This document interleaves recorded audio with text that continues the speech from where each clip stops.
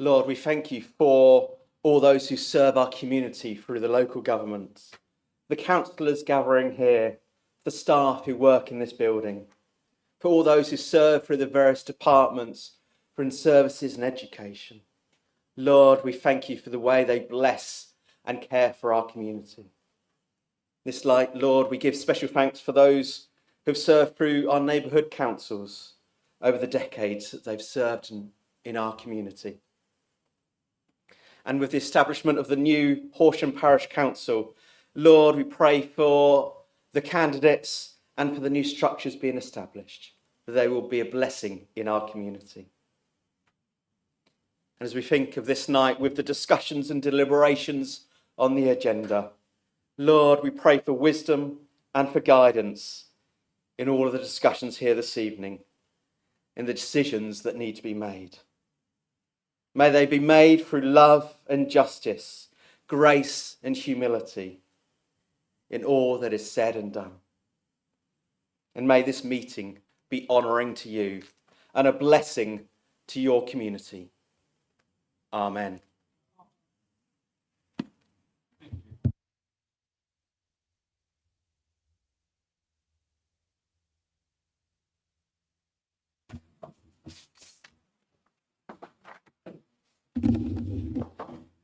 Okay, I have some housekeeping announcements. It's nice to have some people that haven't heard these before in the public area. Please note the fire exits, which are over there and over there. Please make sure your mobile phones and other devices are switched to silent. The meeting is being live streamed. Please switch your microphone on when addressing the council and off when you finish speaking. In relation to all points of order, members will need to indicate first the rule and second the way it is being broken, as is required by the Constitution, and this will enable me to rule accordingly. Can I remind members to talk to the point and cabinet members to ensure their announcements are just that? And please could I ask members to be mindful of your comments this evening, as we're in a pre-election period for West Sussex County Council and Horsham Parish Council, and a district by-election for Itchingfield, Slinfold and Warnham, and therefore I will not tolerate any political commentary during this time. And lastly, I remind everyone to conduct themselves with professionalism and courtesy, which you always do, ensuring that all discussions are respectful and appropriate at all times in this chamber. Thank you. Apologies for absence I have from Emma Beard, Chris Frank, Clive Trott, Alan Manton, Sam Bateman, Richard Landau, Cheryl Sweeney and Claudia Fisher.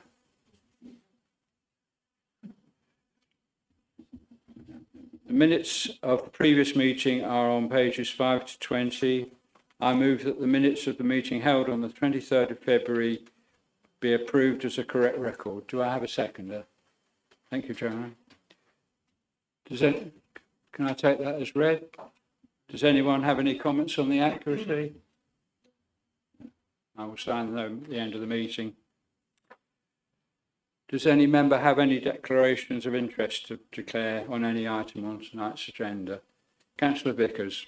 Thank you, Chairman. I need to declare an interest on item 6, the report of the Independent Remuneration Panel, as I know Cynthia, who's one of the panel members, but I have no authorisation from the monitoring officer to participate in this discussion this evening and vote. Thank you. Thank you. Are there any other declarations of interest? No? Okay. Moving on to announcements. I'm delighted to say that I haven't got a death to announce. I think this is the first time. I have one announcement. Councillor Vickers has completed 30 years service with this council, and I think that deserves public recognition.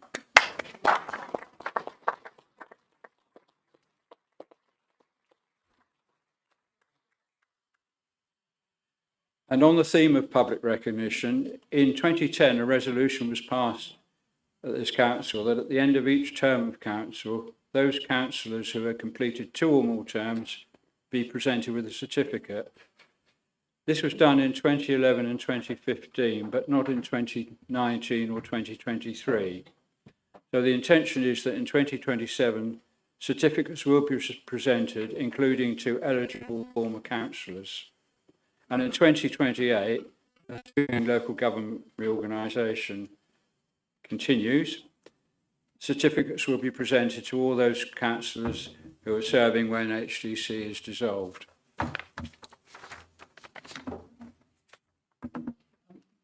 Can I raise a point on that? It's just that with the death of this authority, which I'm sorry to, obviously is going to happen at some stage, we lose the power to appoint honorary aldermen, which is the traditional way of honouring people who've been of service. And when I spoke to the leader of the county council, he said that the new unitary will inherit all the powers of this district council, which must mean the power to appoint honorary aldermen. That's what he said. So I think we might bear that in mind, because you've mentioned Councillor Vickers is one example of a councillor who, in the ordinary course of events, would be appointed or offered up as an appropriate candidate for an honorary aldermanship. And I think that shouldn't be lost. Thank you, Councillor Serkis. I think that there are probably a number of, if you like, civic things like that, which we need to keep an eye on during the next couple of years of transition and ensure that wishes like that are actually incorporated in the constitution of the new unitary. So, yes, good point. Oh, sorry. I've just been reminded that the next full council meeting in July will be at Chanctonbury Leisure Centre. Right. Are there any leaders' announcements? Not this evening, Chairman, thank you. Okay. Cabinet members, I have Councillor Blackburn. Thank you, Chairman. As I'm sure so many of you are aware, since buying the Bramber Brooks Nature Reserve in 2024, the Council has been working closely with the Environment Agency to restore the wetland habitats and species on the site. I'm pleased to report that the area is showing signs of nature recovery, with little grebe, common snipe and lapwing seen on the new scrapes, and several species of birds of prey seen over the meadows. Notably, Chetty's warbler are also seen more frequently there than in the surrounding areas. Our most recent enhancement has been the planting of our rarest native timber tree, the black poplar. This species is endangered due to the loss of wetland habitats, and right now there are just 38 mature black poplar trees left across the whole of West Sussex. A number of these saplings were kindly donated to us by the Western Rivers Trust, and I would like to extend my public thanks to this organisation for the trees and agreeing with our chosen location of Bramber Brooks as their home. The saplings have been cloned from existing trees and will over time help to increase the population of the species and further contribute to nature recovery in Bramber and the surrounding area. It is important for me to add that the trees were planted as a memorial to our former Head of Sustainability and Green Spaces, Helen Peacock, who we sadly lost last year. Helen was instrumental in the purchase of Bramber Brooks, and I'm sure that you will all agree with me that as well as helping to remember our colleague, they will provide a lasting legacy of her work to secure the nature reserve for Horsham District. Thank you, Chairman. Thank you, Councillor. Councillor Taylor. Thank you, Chairman.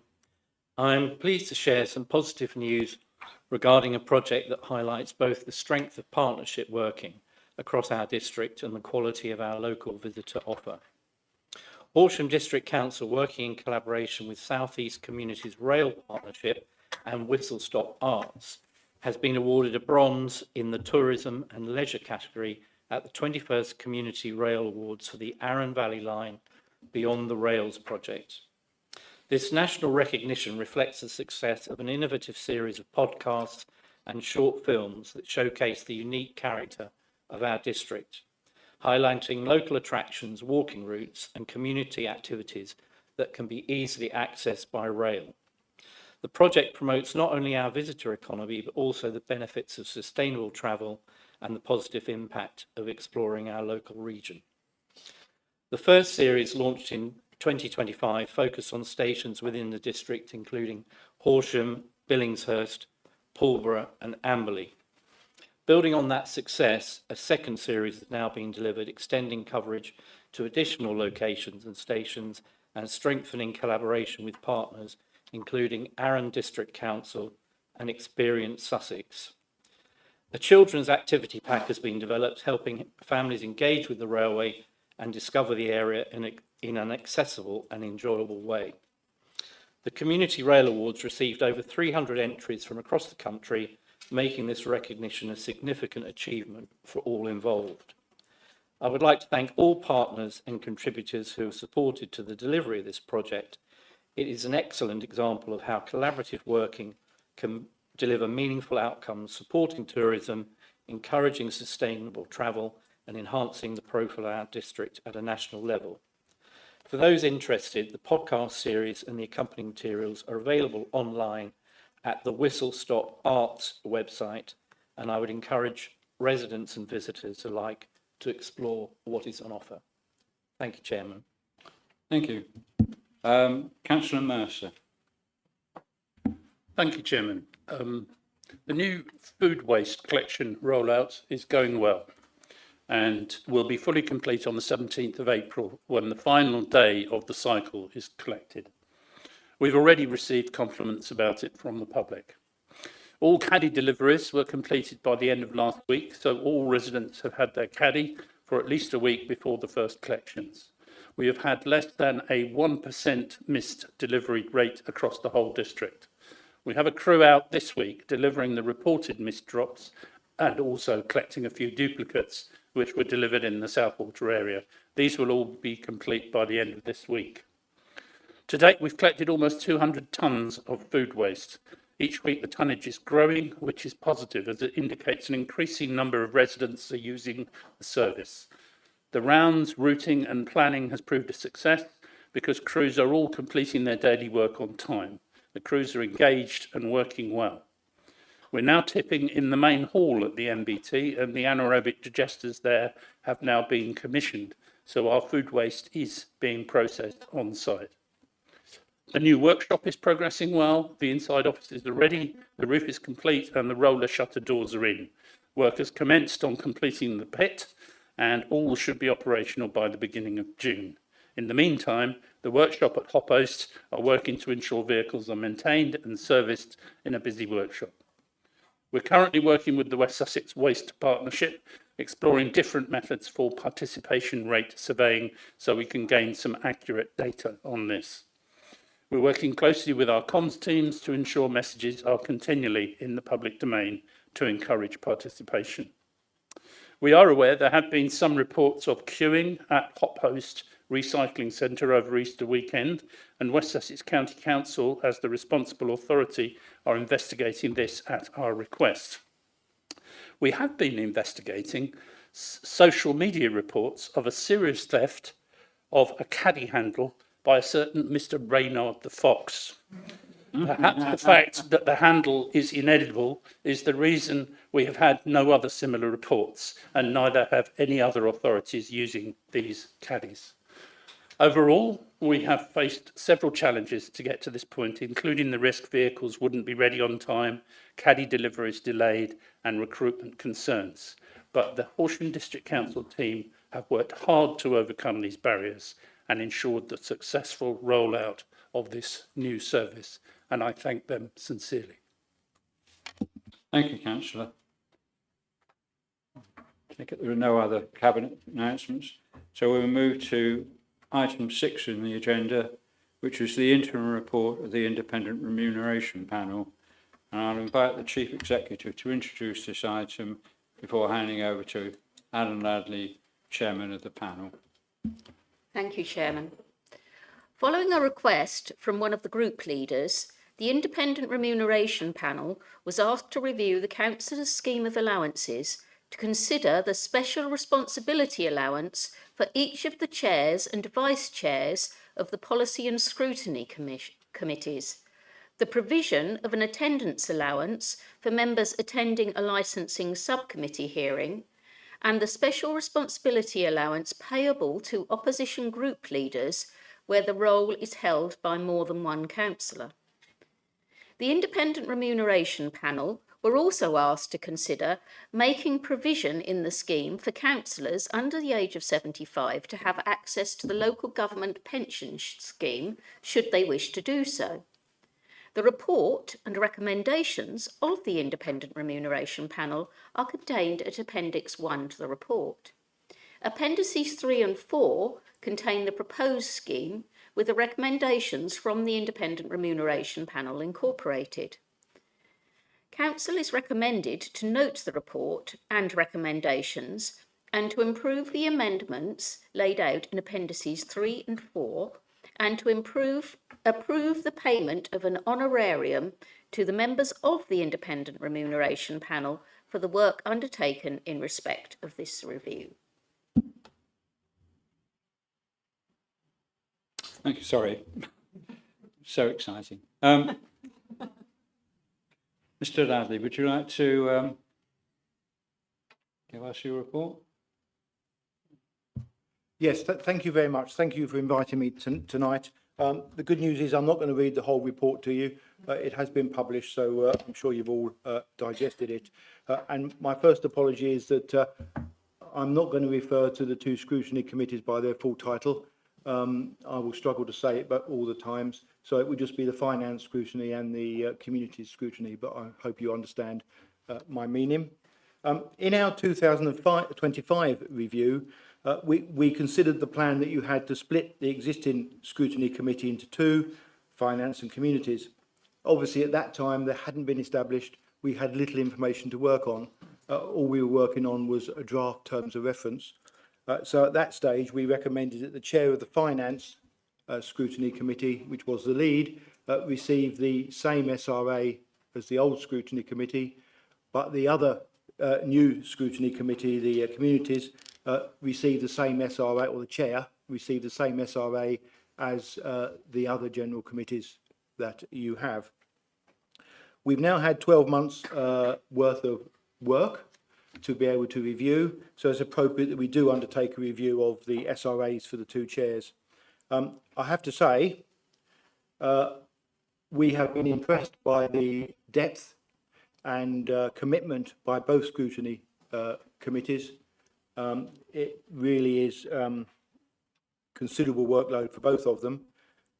Obviously, the finance committee is the lead, but nonetheless, the communities scrutiny committee does do an awful lot of work, both in and outside of the meetings that they hold. Based on that, we would recommend that the finance, or the chair of the finance scrutiny committee, gets the same SRA as they currently get, but that the communities chair should receive a higher SRA than they do, and we would recommend 2/3 of the finance chair's SRA to reflect the considerable workload and responsibility that they have. We were also asked to look at the vice chairs of the two scrutiny committees. As it stood following our 2025 review, whilst the vice chair of the finance committee received 1/3 of the chair's SRA, the vice chair of the communities scrutiny committee didn't receive an SRA. Again, we have been impressed by the commitment of the vice chair role in these committees, both outside of the meetings and in the meetings. And therefore, we do feel that the vice chair of the communities scrutiny committee should also receive an SRA. As has been established previously for the authority in your scheme of allowances, the vice chair should receive 1/3 of the chair's SRA. We were then asked to look at the licensing subcommittee members. Again, following the 2025 review, subcommittee members were not paid an SRA. we looked at that, and whilst not many authorities in the region do pay an SRA, we noted that the work they do is quasi-judicial and has considerable responsibility and financial and reputational risk for the authority if they get it wrong. So we understand they do considerable work outside of the actual hearings in order to prepare for those hearings, and we feel that they do meet the criteria laid out in the 2003 recommendations, and they should receive a special responsibility allowance for sitting on the subcommittee. Now, members will be aware that these subcommittees meet on an ad hoc basis when there's a need. 3 members are chosen out of the pool of 15 who sit on the main licensing committees, and therefore it would be impossible actually to hold to provide an annual SRA for members. So we're proposing a per meeting allowance similar to that given to members of the planning committee. We were then asked to look at the minority group leaders' special responsibility allowance in cases where a political group chooses to have more than one leader. Our view as an independent panel was that that is a decision of the political group and not a requirement of the authority, and therefore we didn't feel that it was justified to provide a separate special responsibility allowance to each of the joint leaders, and we felt the best solution was that where there is 2 leaders nominated by the political group, they should share equally the current special responsibility allowance allocated to them. The last thing we were asked to look at was the pension, the joining of the local government pension scheme. Bit of a done deal because the government have decided it will happen. A statutory instrument has been passed and changes have been made to the 2003 regulations. The aim is to introduce it from May 2026. I'm not sure whether it's an opt-in or an opt-out scheme, but obviously members can choose to be in it or not be in it. Our recommendation is simply that access to the scheme should be added to your councillor's scheme of allowances moving forward. In summary, in accordance with the 2003 regulations, members should have due regard to our recommendations, but however, you're not obliged to accept them. You can reject, amend or accept all or any of the recommendations. And that's obviously because it's your councillor's scheme of allowances that you will be approving, hopefully, at this meeting. And lastly, just thank you to members and to officers that have assisted the panel in our research. We certainly couldn't have done it without them. And obviously, I'd like to thank my colleagues on the panel for their hard work over the last month or so. Thank you. Thank you. Okay, so the recommendation is 1, to note the report and recommendations in the independent remuneration panel contained in Appendix 1 of this report. 2, to approve the amendments to the Councillor's Allowance Scheme shown in Appendix 3 of this report with effect from the 29th of April 2026. 3, to approve the further amendments to the Council Allowance Scheme shown in Appendix 4 of this report with effect from the 11th of May 2026. And 4, to approve the payment of honorarium in the sum of £400 to each member of the independent remuneration panel in respect of this review. And I will ask for a proposer. Councillor Boffey, do you wish to speak now? I shall, thank you, Chairman. Firstly, I'd like to join you in thanking Mr. Ladley and his colleagues for all their work on this report. It's a very thorough and comprehensive piece of work. Thank you very much for that, and also for everyone who supported those inquiries, officers and members.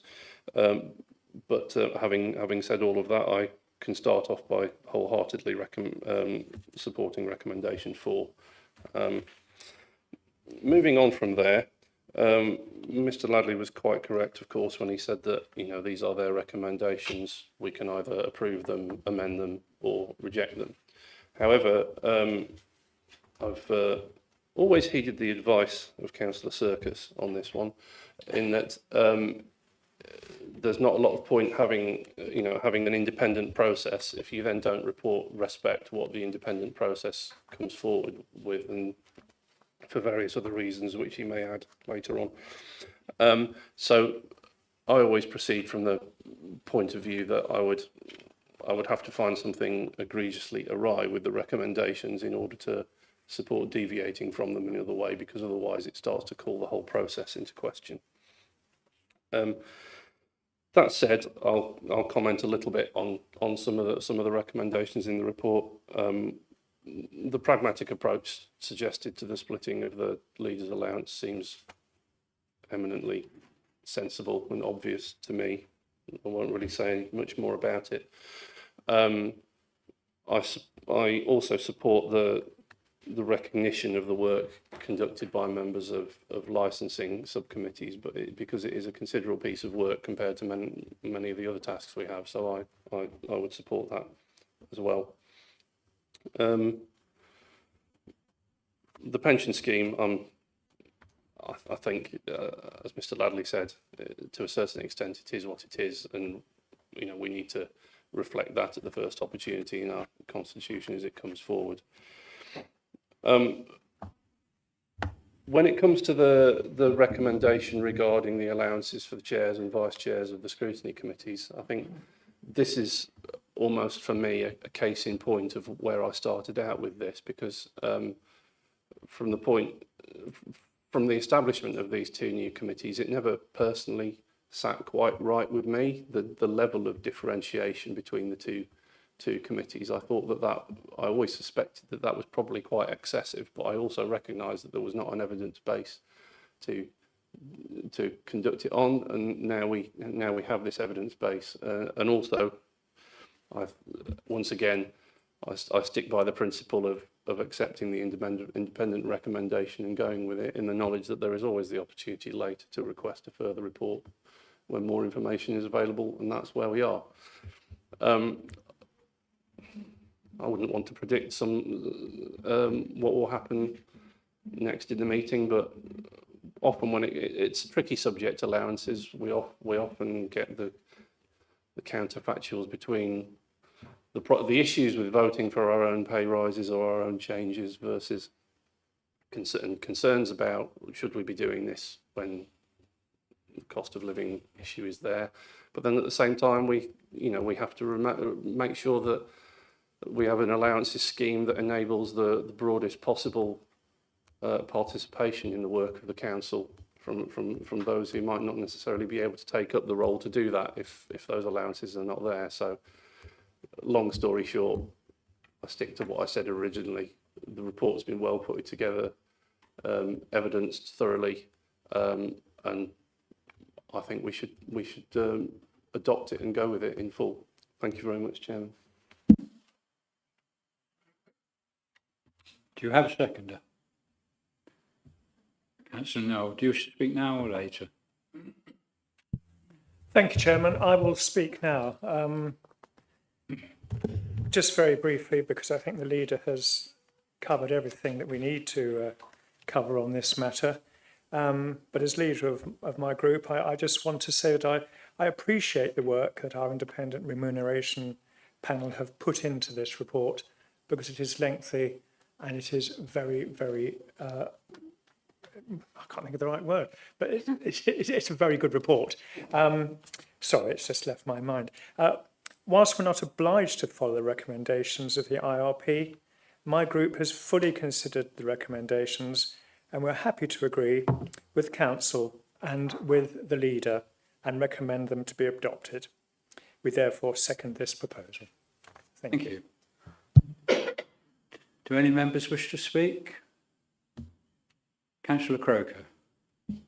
Thank you, Chair.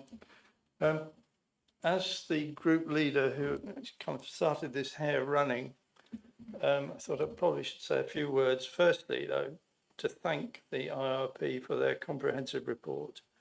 and the thoroughness for which they approached the task. I think it's fair to say that personally I disagree slightly with some of their judgments, but that's politics.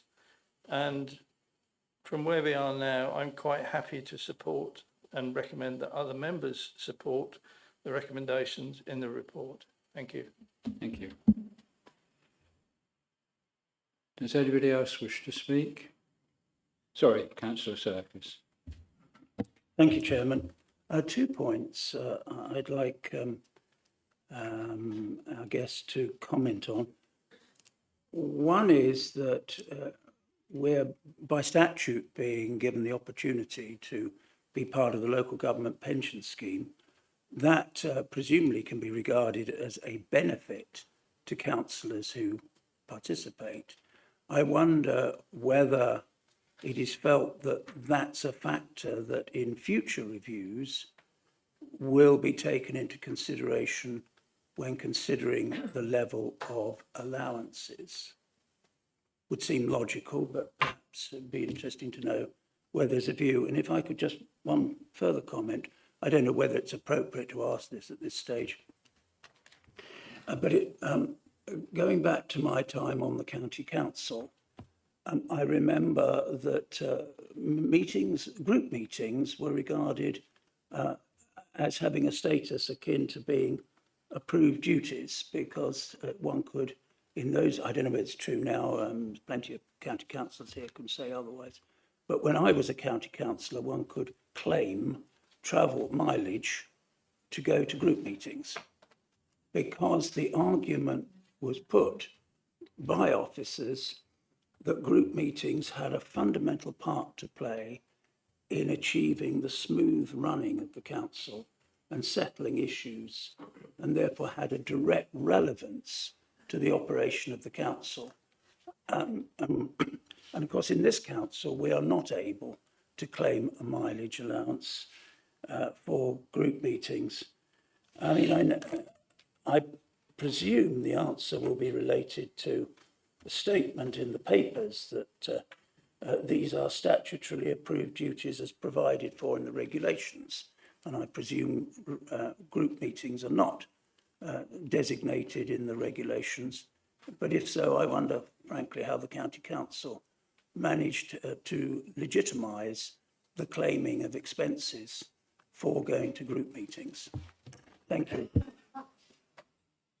Mr. Ladley, would you like to comment on either of those Yes, points? thank you. The first one, obviously we're guided by the 2003 regulations, as Mr. Serkis quite rightly says.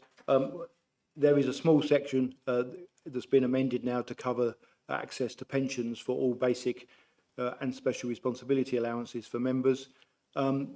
We are again guided by any guidance we get nationally or regionally as to that. As was stated, it's probably too early to say whether we should take into account the fact that members receive a pension. I think the variables are so considerable with a pension. It depends how long you serve for and whether you actually opt in or opt out.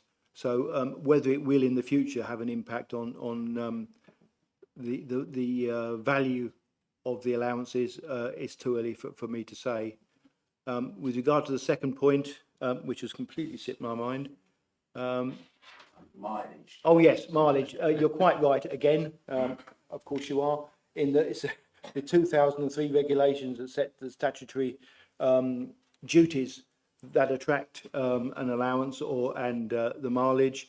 Most authorities, including Horsham, adopt that list as contained in the regulations within their scheme of allowances. Of course, like everything else, each authority is able to reject, amend any of the allowances because it's your scheme of allowances. And I assume that West Sussex has taken the decision to add to the statutory list to include meetings of the political parties. Most other authorities that I'm aware of don't. They literally go with the list as laid out in the regulations, but it's a matter for yourselves.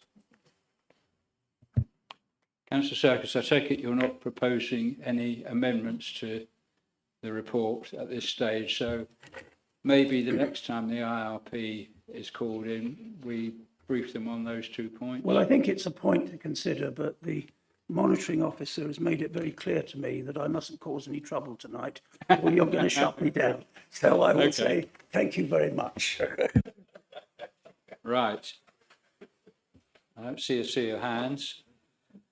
Okay, so in that case, we move to a vote on all 4 recommendations en bloc. Please, all those in favour, please show.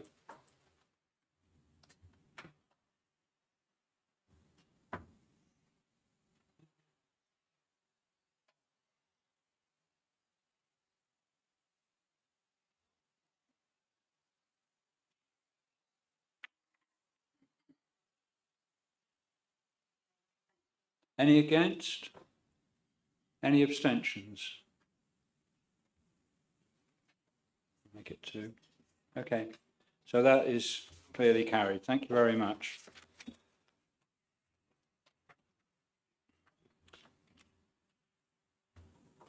Right, the next item is slightly unusual for this council. So it's relating to a proposed donation of art collection, and I will invite the Director of Communities to introduce this. Members will note that this report is slightly unusual. It's been presented by an officer without Cabinet support, given the proposal sits outside our policy framework. And members will also note from the recommendation that 3 options have been presented. I'm therefore using my discretion per the Constitution to waive council procedure rules to open the floor to allow debate and or put recommendations forward. The appendix in this report contains exempt information, and I trust that having had sight of the information contained in the exempt appendix, members may not need to refer to them, and we can deal with this matter in open session. However, should members wish to discuss any of the exempt information, we will need to resolve to exclude the press and public. Therefore, I trust we can proceed to debate with this item in open session and ask members to be conscious of this. So I'll ask the Director of Communications of Communities to make his report. Thank you, Chairman. Hopefully the report's fairly self-explanatory and there isn't a huge amount to add. As the Chairman said, this accepting the donation will be outside the Council's policy framework, and therefore it's a Council decision if it wishes to step outside of that framework.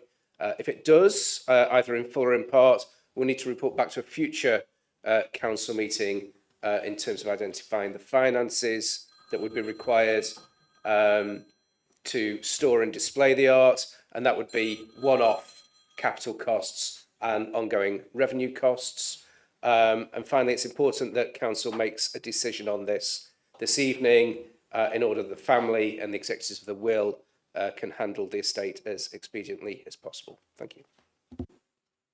Thank you. Councillor Brooks. Thank you very much, Chair. I'd like to thank the Director of Communities for that helpful introduction, and for all officers who contributed to the published report, especially our museum curator, Nikki Caxton, and her team. It's a true point of distinction that this district maintains such a fine museum and gallery staffed by professionals of the highest calibre as part of its non-statutory services. I think we all agree museums, galleries and their collections play a vital role in local communities. They're crucial to our sense of place. They bring us together, expose us to new ideas and concepts, and instill a sense of pride in our community. Safeguarding them is a vital duty. And I've no doubt that this intended gift was motivated by a sincere generosity, a deep love of Horsham district, and a desire to enrich the lives of those who live here. And such motivations wouldn't surprise anyone who knew the deceased. I've no doubt too that the deceased would have accepted that the best of intentions and the most careful plans are subject to realities we can't always know or foresee. And as the officer's report clearly sets out, the impacts of properly housing, displaying and caring for this collection in line with the deceased wish far exceed the current capacity of the museum. it would require a significant outlay of resources, both immediate and ongoing. And we're not just talking about the perennial costs of storage, display, conservation, security, and insurance. It would also force a fundamental change to the purpose of the museum and its operational and strategic priorities, and effectively end the vital work currently being done to safeguard the museum's existing collection for the future. Such impacts would be challenging to accept, even if this was a collection of some unique and incomparable link to the history and cultural life of our district. Sadly, it doesn't have such a link, beyond the personal significance of the deceased donor. Accepting it would mean a major departure from the museum's recently updated collection and disposal policy, and that policy is a rigorous piece of work in line with professional codes of practice that's designed specifically to safeguard the museum for the future. I hope all members have had a chance to read it in the attached appendix to the report. Undermining that policy then and its integrity creates not only a worrisome precedent, which is bad at the best of times, it's entirely reckless now when the support for museums from other organisations who have regard to such policies has never been more scant or hard to come by. Accepting even one part of the collection would mean disregarding the policy, with all the risks and consequences this entails. It's not simply a matter of hanging a picture on a spare patch of wall, whether it's in 9 the Causeway or the Capitol Theatre or anywhere else in the district. And I'd argue that taking a token part of the collection doesn't truly respect the spirit of the donation, which is to contribute something of benefit to the public. Those who knew the deceased will remember their largesse, but also their prudence, their financial savvy. I don't believe they'd want their collection to be broken up for no reason other than members here's sense of personal sentiment. I don't think that's worthy of the deceased's intentions or of the public that this council serves for however long we continue to exist. And no one, even if they were well acquainted with British politics, could have anticipated the current uncertainties of local government reorganisation. The intention to make this gift was surely formed when the deceased had no reason to contemplate the end of Horsham District Council or what might come after it. We can't know what effect that might have had on their intentions. We still don't know ourselves what the future will look like. We can only be sure that whatever authority succeeds this council, they won't hold the same connection to the deceased or share our personal sympathies for their wishes. Councillors know how vocal I've been in my support for the funding of the arts. I'm proud that successive administrations in this district have continued to support them. I'll never apologise for wanting to spend to support art and culture when it benefits and serves the whole community. Our community deserves it. Art isn't an asset to be hoarded by public bodies, whatever its financial worth. It's an expression of our shared humanity and how badly we need that right now. I love that the deceased wished to serve that aim. I'm so sad that accepting this gift would not achieve that, and worse, might imperil our ability to do so. Consequently, and with some regret, I move that the council rejects the offer of this donation. Thank you, Councillor Brooks. Do you have a seconder? Councillor Croker, do you wish to speak now or later in the debate? I'll speak later. Thank you, Chair. Okay, thank you. Does anybody else wish to speak? Councillor Nowell. Thank you, Chair. I've listened to Councillor Brooks and his reasoning, and I understand where he's coming from, and I've also read the details of this bequest to Horsham District Council. However, I don't entirely agree. I feel that we should look at this donation in the light of the contribution to the quality of life that this may make to our residents. We should listen to the speech by Lyndon B. Johnson, who once said, "We only have a civilised society if the opportunity for culture exists." I feel it's therefore incumbent upon this council to provide that opportunity whenever we can. We've spent many millions on the Capitol Theatre refurb, which I fully support. I now fully support, I didn't originally. And in the spirit of providing culture to our residents, we should now honour the wishes of this donor to the council, and at least by compromise. If we cannot afford to accept it in whole, and I understand the restrictions that we presently have with regard to security and costs, but we could surely spend a little of our budget and enhance the security of holding some of these pictures and perhaps paying a little bit more in insurance fees. On the restricted papers, which I'm not going to refer directly to, there was a suggestion of a suitable representation of the donors' collection, namely 4 of the pictures. And I feel that we should consider it an honour to accept these pieces in the memory of the donor and to at least show respect for the wishes of the deceased. I would welcome this compromise and hope we can look at a way to fund this enhancement to the quality of life of our Horsham residents. Do you wish to move that as an amendment to Councillor Brooks' resolution? Yes, please, Chair, I would. Right. Do you have a second? Thank you, Councillor Lambert. Do you wish to speak now or later? I'll speak later if necessary. Thank you. Okay. So we're now debating the amendment proposed by Councillor Noel that rather than rejecting the offer entirely, that we accept part of the offer, which would mean that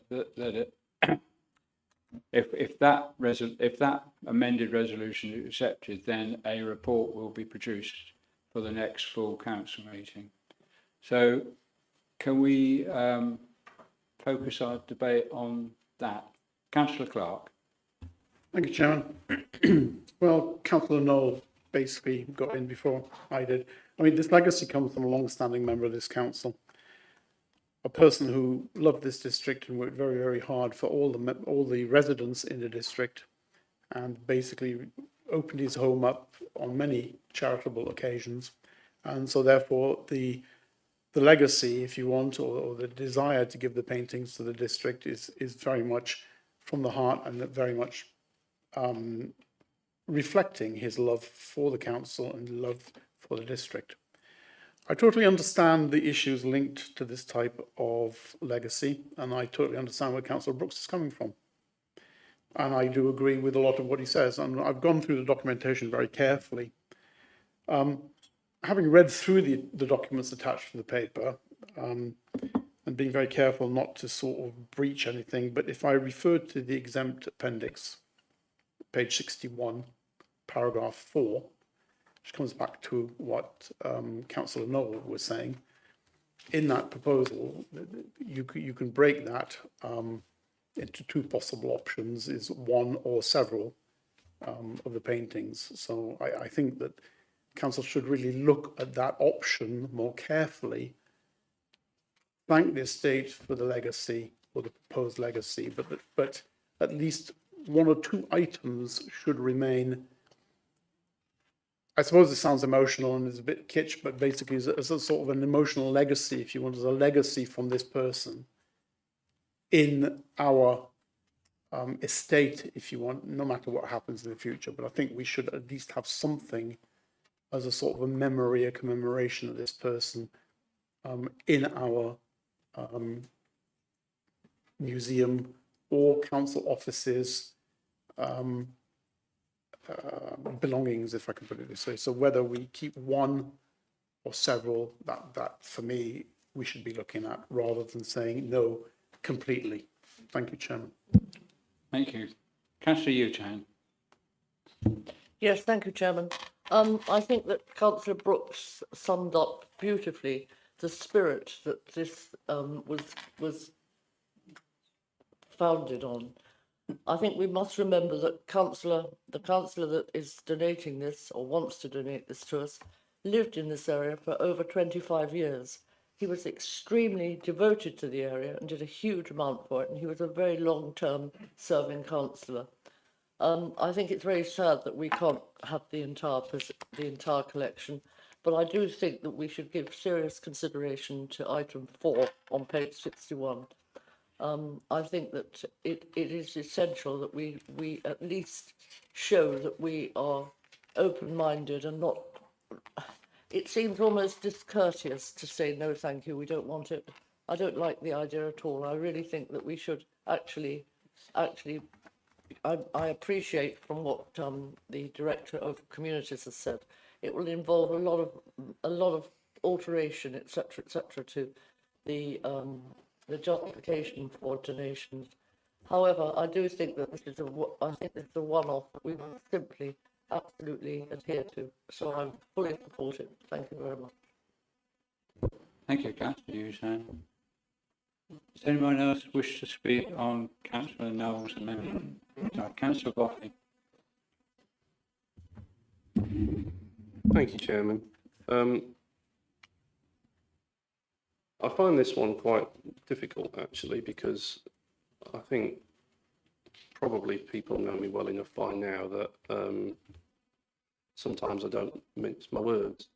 But I want to be extremely careful how I phrase and say, comment on this one because of the circumstances in which it comes our way, and with the greatest respect for the person who intended to leave this. In terms of the point of, we should accept on, as in recognition of the service, no one disputes the service that was given to the district and the generosity of spirit that was shown. And in fact, I hope I'm not straying too far in terms of saying, giving too much away by saying, we heard earlier on in this meeting what the highest honour is that can be bestowed by this council on someone, and that has already been bestowed in this case. In terms of, I understand again the spirit and the intent of what Councillor Utan says when saying it would be discourteous to say to refuse, and there is an element of that. But I almost feel slightly more awkward about saying, well, I don't wish to accept it, all of it, but I'd like to accept part of it. Thank you very much. That doesn't quite sit well with me either. I think the other thing I would just like to mention is around the museum, and Councillor Knoll spoke about, wanting to benefit the district and provide as much to our residents as possible, and I agree very much with that. But I would also say that I don't think our museum is failing in any way to do that. I don't think we have any special or particular shortage of materials with which to fulfil that goal, whilst at the same time in line with the museum's mission of celebrating this district and this place, which it does, and which parts of this collection would not do. At the end of the day, the space there is limited and precious, and anything that we display that isn't really actually connected and linked with the district takes away from other things that do. And I have to say, I have early in my term as leader, I visited the considerable archive of materials that are not actually on display in the museum, but which are the property of the museum and the collection. And it is considerable and voluminous, and a lot of work is going into reducing it. So, and the final thing, I can't really support it on those grounds. And the final thing I would just sort of say is, in terms of the amendment that is put before us, that would actually be breaking up a collection, which I don't think that's really actually for us to do. Because a collection is a collection. I don't really know a lot about art. I don't really know a lot about poetry either. But I do know that, you know, the collection is worth more than this and has more value than the sum of its parts. And you know, accepting part of it would, in many ways, diminish the value of the whole and also of the endeavour of the person who assembled the collection. So, for my part, with regret, I won't be supporting the amendment. Thank you very much. If there's no, sorry, Councillor Service, please. This is a benefit to the district, but the problem is the district is an administrative structure that will cease to exist in 2 years' time. There will be no Horsham district. So the question arises, and I don't know whether my learned friend can answer this, which is what are the chances of preserving this, either the whole collection or part of it, for the benefit of the communities that currently make up the district of Horsham, after Horsham district as an administrative entity has ceased to exist? What are the risks that the new unitary authority would be able to overcome the wishes of the late Councillor Lindsay and sell these for the benefit of the new unitary area? It seems to me there are some questions here about preserving one or more of these pictures for the benefit of the current communities that make up the current district. And I don't think I could support the idea of keeping one or more. I can't help feeling that the obvious place is the Pallant House Gallery in Chichester, which might actually, funnily enough, be part of the new super district. We may find it's part of the new unitary authority of which we're part, but it's an obvious venue, but probably does not coincide with the wishes of the testator in this case. So it seems to me there are a number of questions here, and I don't know whether the monitoring officer can give us any advice or we can research these issues. But I wouldn't be, I have to say, I tend, I'm afraid, to support the view of Councillor Brooks on this, that regrettably I'm without a satisfactory answer to those questions, which we may be able to get, but without a satisfactory answer, I wouldn't feel comfortable trying to keep all or part of, for the benefit of what currently is a district. I can't speculate on that. Right. Mona, do you want to? I'm unable to speculate on what may or may not happen to that collection in the wake of LGR. I'd assume that any terms would apply to all successors in title, but I think you may be correct in assuming that the Pallant may be a more appropriate choice for this collection to safeguard its security going forward. But that is only on reflection in this meeting now, with not having considered those matters beforehand. Sorry, I didn't see whose hand went up first. I'll take Councillor Skipper's, his hand's nearer me. Thank you very much, Chair. Sorry, could you put your hand up? Right, I'll go first. Thank you very much. It's always difficult when talking about art, because art, in one respect, is life enhancing, to other people, it's incredibly divisive. And if I may just be personal, I have seen the pictures, as probably some of you have, and I think it was always the intention that they should come to the district.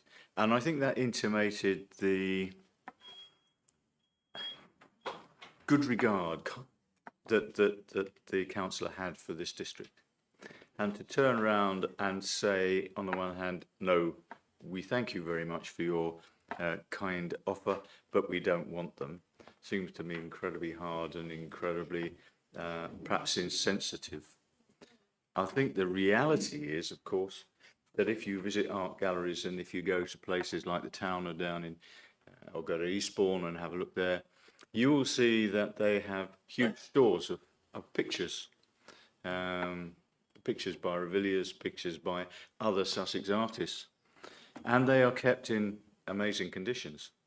They are kept with proper heating, proper lighting. They are kept in very, very good conditions, and we can't do that at Horsham because we don't have those facilities, and that to me is distressing because obviously it's a collection which has pictures which are worthy of that type of looking after, really. And I'm torn because I would probably say, yeah, let's accept the whole collection. But my head is telling me we can't do it justice because we don't have the facilities. We don't have the money, and it is a lot of money to maintain that all the time. And I think that should there be a large council, a unitary council, I wouldn't have thought that it would come high on the priority to spend money continually on looking after these pictures. I find myself torn, as I say, and I think that in the end, I would have to say probably no, we can't take the collection. But I slightly disagree with my friend Councillor Circus, in as much that I would love to see, dearly love to see, one or two pictures in this council somewhere on the wall, or even on the wall in the museum, particularly one of them which I think you've mentioned. So I'm torn. I haven't made a decision yet one way or the other, and I suppose that's the mark of a good politician. I don't know whether to go this way or that way, but I'll think about it. Thank you, Councillor Skips. Councillor Mercer.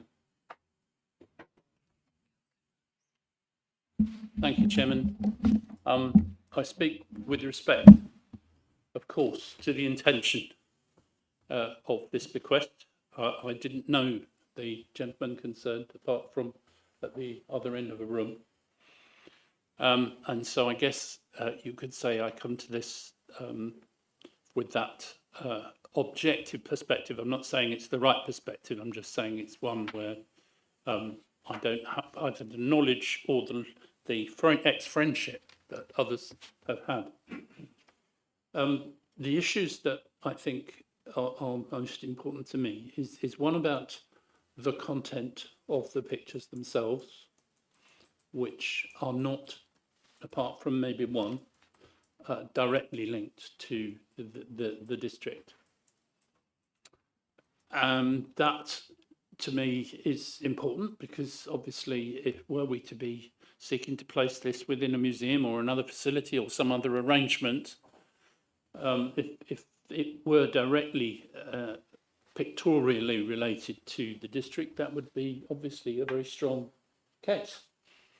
The second issue is the one that Councillor Circus raised, which I must admit occurred to me and I think is a very real risk. Having taken part in a couple of unitarisation processes, my understanding is that essentially if these were transferred to the district council, they would be assets. And at the time of unitarisation, those assets would be transferred to the new council. And the new council would not have the same understanding or loyalty or perhaps links to the intention of the bequest. And in fact, this this collection, as I understand it, without going into any detail, could be significantly valuable. And that is a real risk, I think, to the intention of the bequest.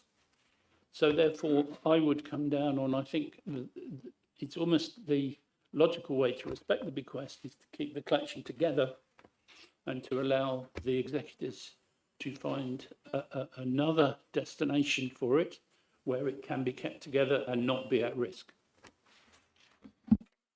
Thank you, Councillor Martin. Councillor Trollope. Thank you, Chair. I'm a little bit torn on this one as well, because on the one hand, I think there could be a valuable asset to the district. I suppose my question is would the officers consider it to be within the respecting the wishes of the donor if we were to have it as an asset, something which we could trade with other museums, so we could have maybe different collections available, having traded it with this, and also what would be normally the cost of storing the materials if we were to take them, and if we can't display them at all, just keep them in storage and bring them out occasionally. Do we know? I don't believe that to be in the details of the scheme, and I believe that one of the conditions attached to receiving the collection is that it be on public display for the benefits of Horsham residents. And only that, and like, does it specifically prescribe trading it with other institutions on an occasional basis? I don't know. Okay, we seem to be drifting into speculation. Sorry. Who? Sorry. Councillor Fletcher, sorry. Thank you very much. I see that a number of members are quite conflicted about this. This is a very generous, thoughtful and deeply personal offer. And I think that it is of vital importance that we consider it with very great respect. And I think in showing that respect, we need to be very honest with ourselves about who we are as an organisation and what our organisational capabilities are. If we were to accept some or all of this gift, then there would be two things, in essence, that you could do with it. You could put it in the museum, or you could put it in another place within the district, potentially here. If we were to put it in the museum, it goes fundamentally against the current policy and reason to be of the museum, which is to be a Horsham museum. As we've heard, there is always a lot of competition for space to display stuff. It's not just about money, it's about the space and rotation of displays. I think that it is unreasonable to think that this is something that could be permanently displayed in the museum without fundamentally undermining and degrading the purpose of the museum, something which we hold very dear. A museum is a difficult and expensive thing to keep going. Many places do not have one. We need to be really single-minded about making sure that museum is the best it can be for its purpose. I don't think the museum is a suitable place for this gift. If you look at giving some or part of this gift and housing it in a place like the council offices or elsewhere, I think that's where we have to be really honest about who we are as an organisation. Councillors change, officers change, and officers move.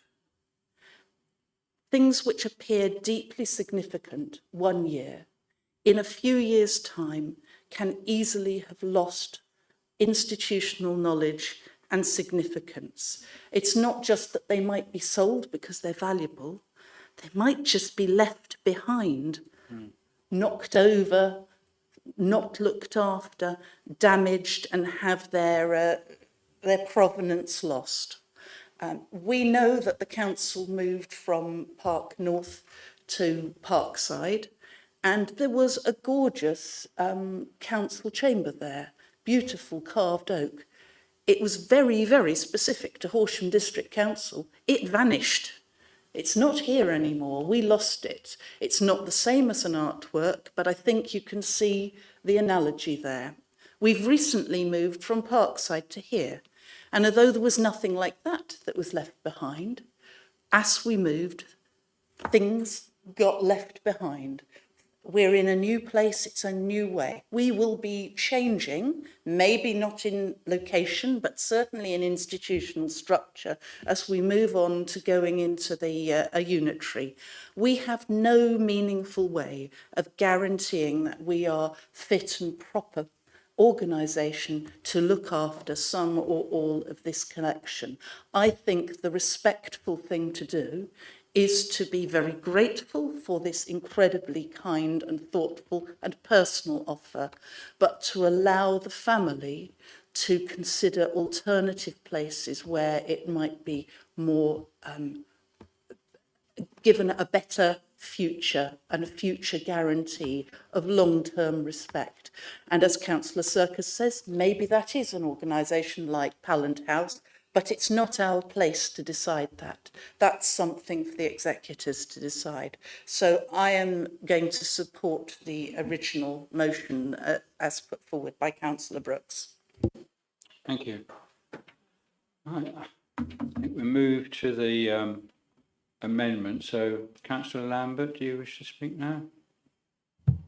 Not really. I fully support what Councillor Knowles said, and I just think it's an awful, awful shame that someone who loved this council and loved Horsham District took it upon himself to leave us a bequest in his will, and we think it might get left behind.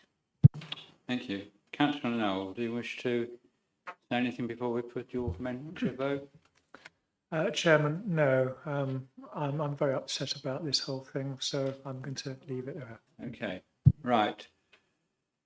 So, can we take a vote on Councillor Knowles' amendment to Councillor Brooks' original motion? All those in favour of the amendment? Sorry. Hmm?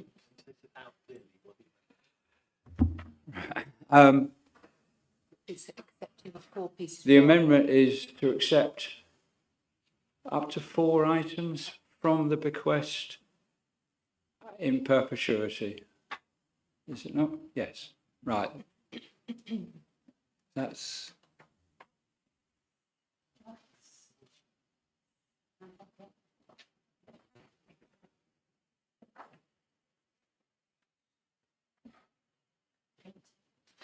And those against the amendment?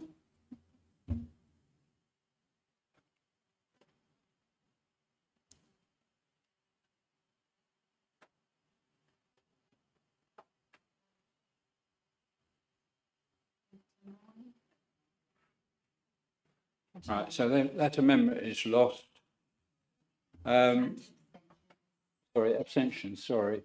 Any abstentions? 1, 2. Thank you.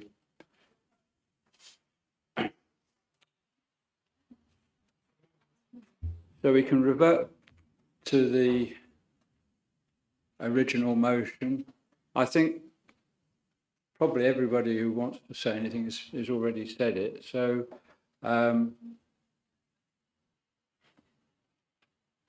sorry, a hand signal then, but I don't know what it was for. You need to go to your seconder, sorry. Sorry? You need to go to your seconder of the motion. Sorry, yes. Could I ask the seconder for that motion to speak and then the proposer to... Thank you, Chair. I think anything that needs to be said has already been said. So I will shut up. Thank you. Thank you. I wish everyone was like that. Councillor Brooks. Ditto, Chairman. Right, okay. So we now have a motion that we regretfully cannot accept this offer, and I'm sure before we write back to the family, we will be very careful about the choice of words that we use. So all those in favour of Councillor Brooks' motion, please show.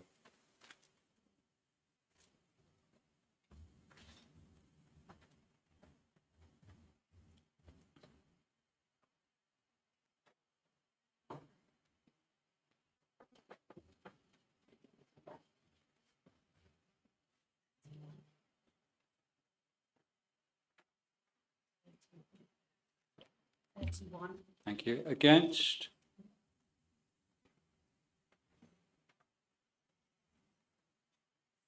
Thank you. Abstentions? Thank you. So that motion is carried, so we will not be accepting this generous donation. Right. We now move on to, it was alluded to earlier, which is we now have an embryonic town council, and therefore the neighbourhood councils that have served us well for quite a number of years will be shutting up shop, moving on. I must say that when I was councillor for Riverside some years ago, I really did appreciate having a neighbourhood council and having them keep us on our toes and keeping us informed of things that were going on in our neighbourhood. So I would call on Council Leader Martin Boffey to move a vote of thanks. Thank you very much, Chairman. I wish something. Well, this is already something that I'm bringing forward with mixed feelings for reasons I'll come on to in a moment. But I wish it hadn't come immediately following something so sombre, because I'm slightly distracted myself. But I didn't think it was really going to be the right thing to prepare a scripted statement for this this item, because well, one or two of the neighbourhood councils might disagree with me, but one of the things I always fell in love with at my neighbourhood council was the lack or the reduced formality with which it operated, because we always want to be open and welcoming to members of the public, and so on. That way some of them might come occasionally, which is yeah. And I must say, I'd just like to add, it's very heartening to see such a full spread of both members, chairs, clerks from all three neighbourhood councils here this evening. If I could just actually pick up on something that the chairman has just said, actually, and I'm reminded of something that a former chairman of this council once said. Our dear departed friend, Councillor Burgess, Peter Burgess, once said to me, I always love coming to the neighbourhood council meetings because that's where you find out everything that's actually happening in Horsham.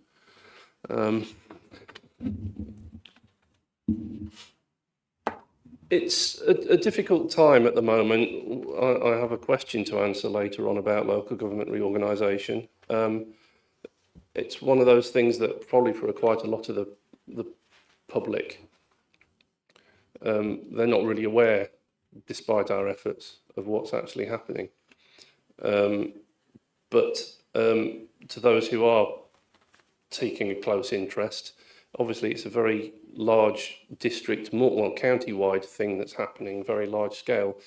And although the formation of the parish council wasn't 100% directly a result of that, that is a significant thing that's taking place shortly as well. But I didn't think it would be right for these events to pass without some form of recognition being given to the over 50 years dedicated service of the three neighbourhood councils that we've had in the Horsham unparished area up until now. As far as I can tell, they are actually quite unique around the country. There are neighbourhood councils in this country, but they're statutory ones, not the non-statutory ones that we have here. It's a very challenging role at times, being able to try and do the things that a parish council would do elsewhere without the powers or the funding to do so. But do it they have over 50 years, with some quite, notable achievements along the way, mostly in the form of giving voice to local concerns and really influencing decisions that are made locally to a degree that might possibly not have been expected of such bodies. And the most recent example on a larger scale of that really actually is the passing of a neighbourhood plan for the unparished area. Yes, that was done through the neighbourhood forum, but that in and of itself was actually created by the three neighbourhood councils working together constructively, as they have on so many occasions. Members here will all be aware, many will have parish councils who have navigated the tortuous process of getting a local plan produced and made. You all know how hard it is. Imagine doing it without the organisation and the funding of a parish council behind you to actually do so. But it was done here.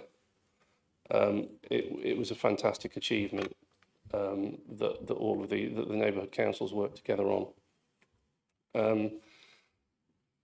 So I won't drone on. It's been wonderful being a part of, chairing, and then working alongside the neighbourhood councils.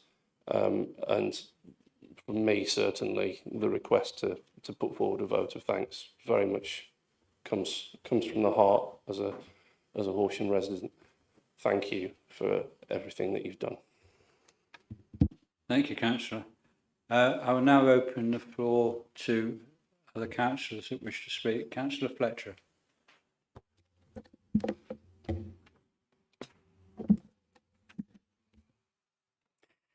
There are others who know more than I do of the history of the neighbourhood councils, but as a local ward member for Den, which covers parts of both Den and Forest neighbourhoods, I'm in the privileged position of having been asked to say a few words in recognition and thanks for the work of these neighbourhood councils.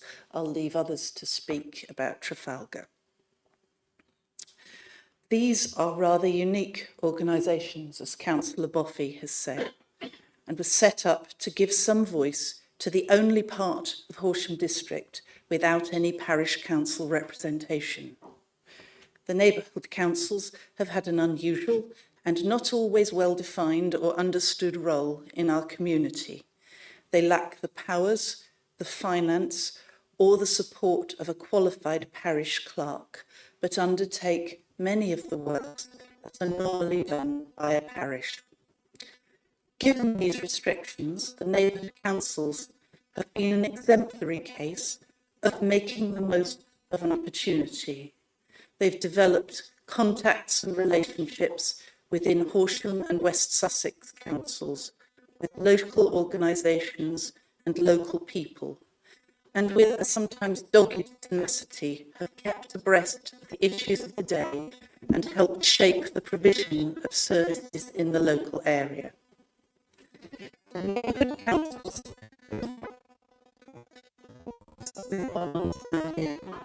maybe I'm too close to it. The neighbourhood councils have had an The neighbourhood councils have busy planning committees scrutinising the hundreds of planning applications where necessary, calling them in and speaking at committee, as well as engaging with developer consultations. They also have tree wardens who've scrutinised and advised on applications for tree works. They regularly submit detailed and well-considered consultation responses on a wide variety of issues and meet regularly with HDC officers, the West Sussex Highways team, local groups including Friends of Horsham Park, the Older People's Forum and many others. They've been active in work shaping the proposals for a range of projects including the fire station, Pirrie's Place and in saving the drill hall. Den was one of the groups that worked on the new Den Cemetery Trail. Forest has supported speed watch and 20-mile-an-hour speed limits, and both councils now have SIDS in operation, improving road safety. Forest initiated the wildflower planting schemes, and Den has set up Wild Den with small rewilding area and wildways. The special charge, which is administered by HDC but covers the unparished area, covers the work of the neighbourhood wardens for the youth and Christmas lights, among other things. The Den Neighbourhood Council has worked hard ensuring year in, year out that the salt bins are kept topped up and ready.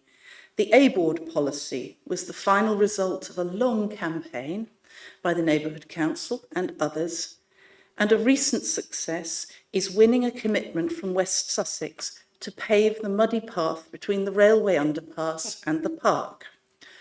This last is just one example of the ongoing work which will need to be handed over to the new town council, and I know that the chairs and clerks are working hard to assist this handover. I hope they will still be able to help this transition after the new council comes into place with their knowledge and expertise. There are so many examples of what the Neighbourhood Council has done or helped shape, and this is just a flavour of it. But I want to draw a special attention to the establishment of the Blueprint Neighbourhood Forum, Blueprint Business and Neighbourhood Forum. This was something that was done uphill and against the wind. It was only achieved after long, hard work because of the persistence of the neighbourhood councils. It is particularly pertinent now as we enter a period of change, because this, with the coming of new town council and local government reorganisation. It is the Blueprint Neighbourhood Forum which led to the approved neighbourhood plan and led to the governance review that was triggered by Blueprint, leading to the establishment of the new council, which is something which is now even more vital for local representation as we move towards a unitary council. I want to give thank you to everyone who's been involved in the neighbourhood councils. It seems invidious to pick some people out and not others, particularly as there have been people in the past who I didn't even know what they did. But I do actually want to give a special thank you to Trudy Mitchell and Diane Sumpter as chairs, who both do a huge amount of unsung work, month in, month out, and to the clerks, Sarah and Marilyn, who have done so much work keeping everything together. As a councillor, I go to the neighbourhood council meetings ostensibly to keep them in touch with what is going on in the council. In fact, I go there, and as has already been mentioned, I learn an enormous amount from the neighbourhood councils about what is going on, including, amazingly enough, within the council. I think that is a tribute to the hard work of the local neighbourhood councils, and I want to give them a heartfelt thank you for everything they have done, and hope that we will continue to be in touch. Thank you.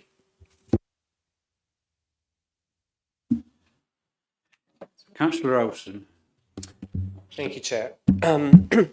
I've mentioned when we discussed the neighbourhood councils at the last meetings that I began as a neighbourhood council in Forest when I moved back to Horsham in 2019.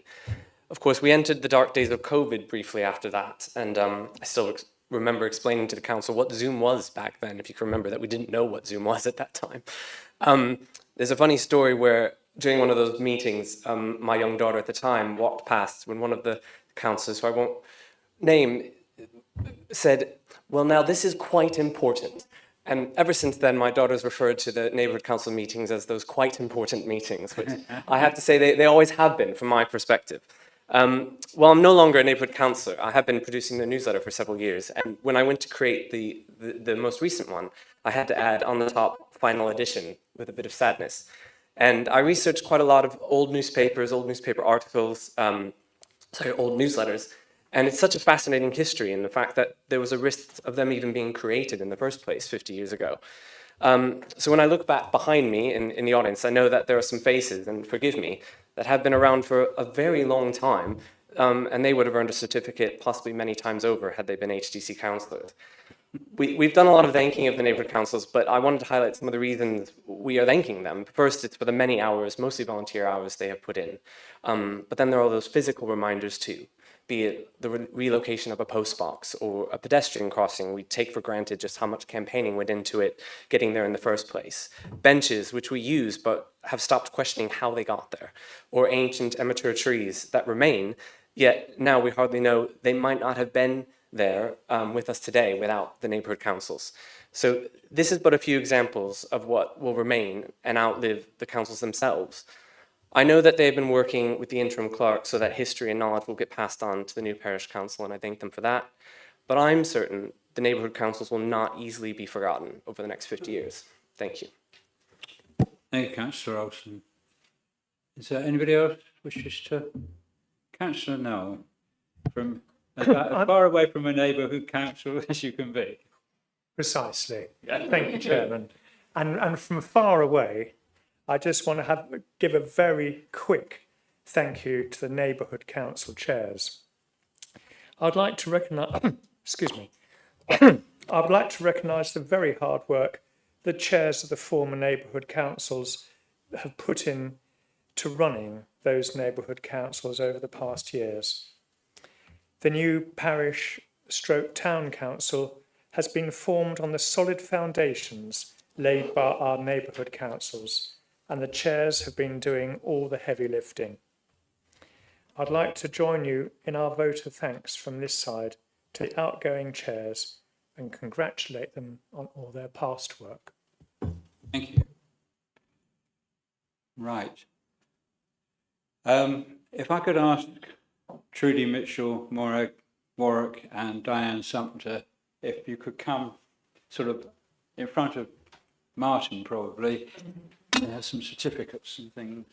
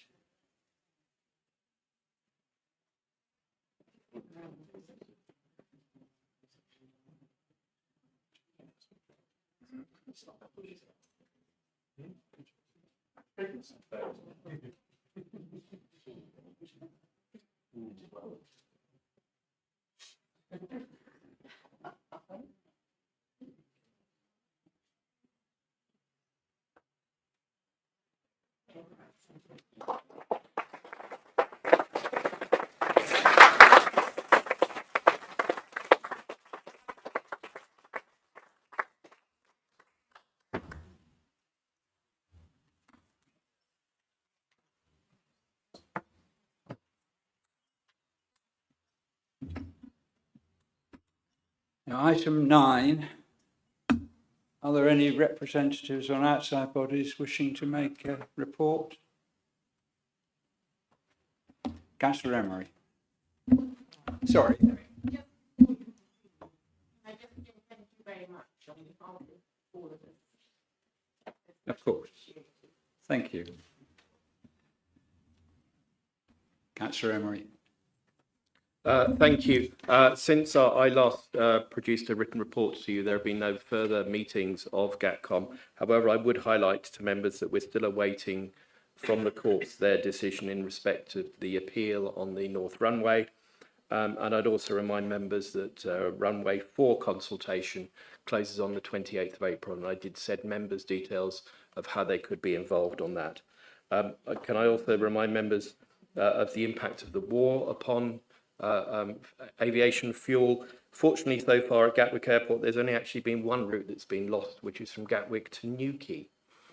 In the meantime, there have been actually 8 new routes established from Gatwick since I last spoke, and I'm also pleased to say that there is a new overnight railway service from Guildford and Redhill to Gatwick, which is being tested, which hopefully will improve the number of people using sustainable means of transport to the airport. Thank you. Thank you, Councillor. Right, okay. Moving on to item 10. Sorry. Sorry. Joan. Sorry, I didn't.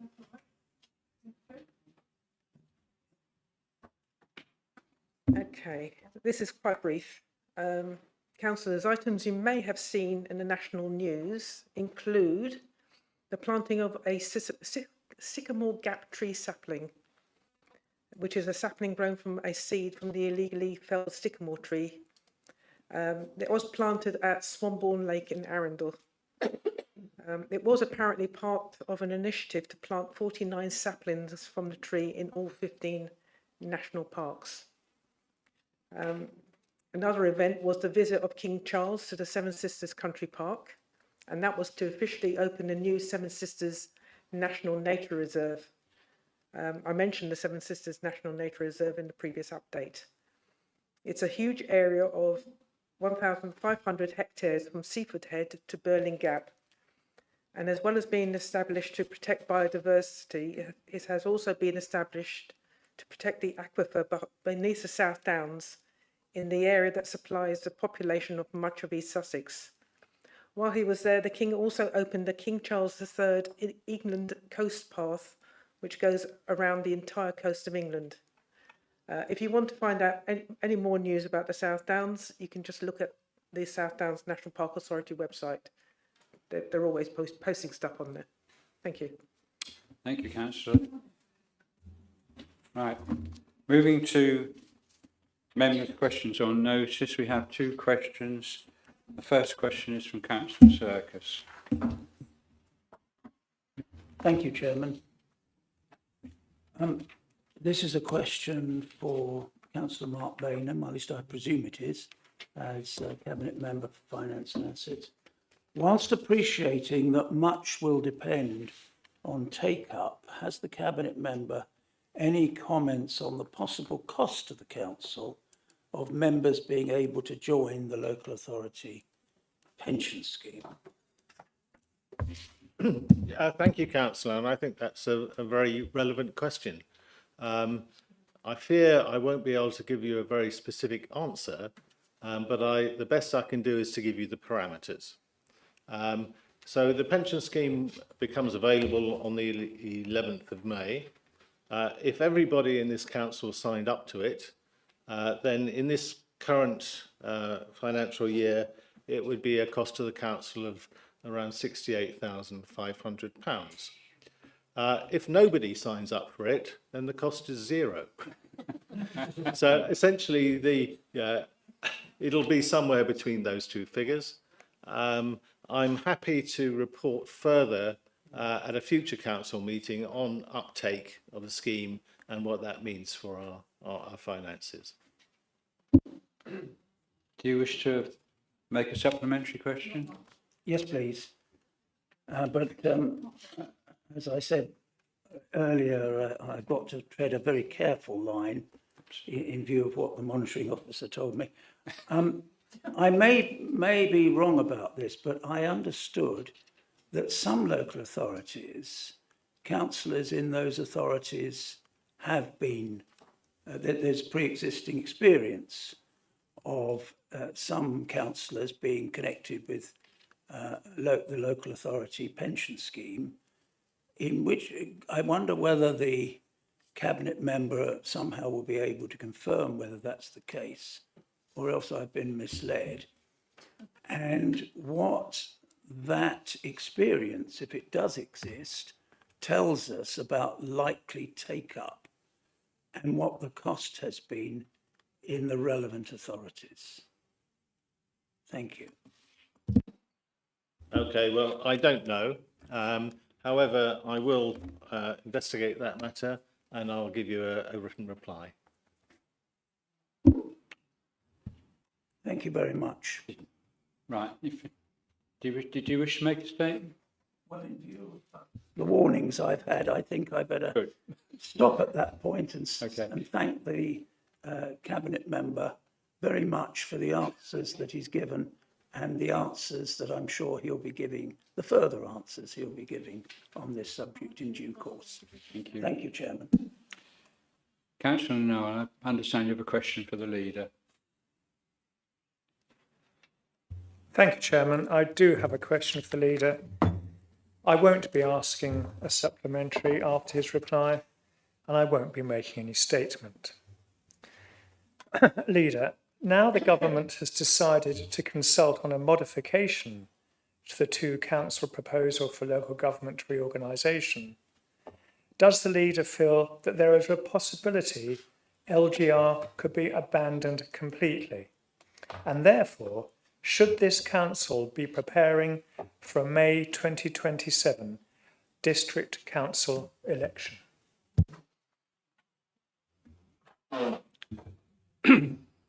Thank you very much for your question, Councillor Knoll. Is there a possibility that LGR could be abandoned completely? I'm back on form now, and I shall say the thought that occurred to me getting ready for this was the B-side of the 1998 England World Cup song, which was "Tout est possible." However, we all know how that worked out. Well, some of us will anyway.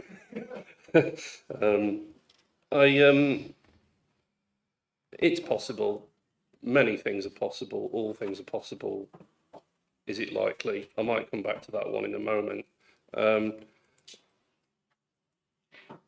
returning officer starts her preparation for May elections in the late summer of the preceding year. So the preceding year for May 2027 would be late summer of this year when officers start booking all of the polling stations for the following May. I'll go out on a limb and I'll touch wood and say that I'm very confident that there will be some form of election across the district next May. So if nothing happens, i.e. it all just gets binned and doesn't happen, we'll be having district council elections and we'll be having parish council elections across the district. And the parish council elections will almost certainly be happening anyway, because all across the district. If things go to plan, whatever the plan is now, a statutory instrument will be laid which will delete this council in favour of the new unitary councils, and those elections will take place next May. So what am I getting at here? I'm saying that kind of like, I'm back onto Keynes again now, Councillor Circus. In the long run, we're all dead. But in the short run, I think it's very likely that there'll be elections all over the district next year, and therefore we have to plan for them, make preparations for them, and get ready to do them. And that's what's happening. The council will be ready and prepared to run any elections that are required by law next year. Returning back to the beginning a little bit, and the chairman I'll beg his indulgence here for a moment, because something that I say might stray into the small p political realm and at a national level rather than a capital P political realm, but shut me up if you need to. I think the likely, the very strong likelihood is that some form, you tried it, didn't you there? Is that some form of local government reorganisation is still very much the most likely outcome. They've pushed it back to making a decision on what form before the summer, and then consulting on that, and then, but then still being on the same track as most of the rest of the country. I think the government has, compared to various other things, has seemed pretty darned committed to seeing this through. Possibly because, as I said earlier, maybe it doesn't get quite as much attention from the general public as many other things do. So there's less kind of a push for them not to do so. So all of the impression I get is that it's very much likely to take place. It's already survived one change of Secretary of State and Minister of State, with very little change to the direction of travel. What's the most likely thing that could result in it being derailed? Another change, another cabinet reshuffle. Who knows what that might result in, and who knows what might precipitate such cabinet reshuffle. We might know in a few weeks' time, and I'll leave it there. Thank you, Leader. Right, there is no urgent business, so members and guests are invited to take some refreshment with us across the way. And I therefore declare the meeting closed at 7:47. Thank you.